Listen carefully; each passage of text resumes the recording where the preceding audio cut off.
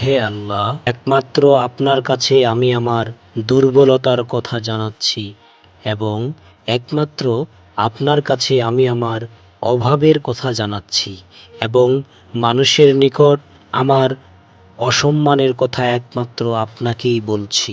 হে আরহামার রাহিমিন, আপনি তো প্রতিটি দুর্বল ব্যক্তির রব এবং আপনি আমার রব।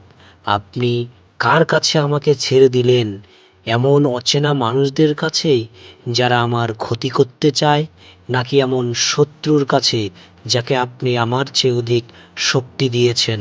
হে আল্লাহ, যদি আপনি আমার উপর রাগ না করে থাকেন তাহলে এর কিছুতেই আমার কিছু আসে যায় না, কিন্তু আপনার আশ্রয় পেলে আমার পরিস্থিতি আরেকটু সহনীয় হবে।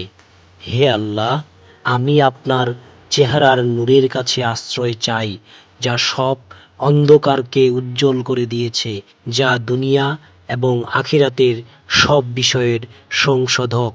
হে আল্লাহ, আপনার রাগ এবং অসন্তুষ্টি থেকে আমি রেহাই চাই। হে আল্লাহ, এসব কাজই শুধু আপনাকে খুশি করার জন্য করা এবং আপনি ছাড়া কোনো শক্তি নেই, কোনো ক্ষমতা নেই।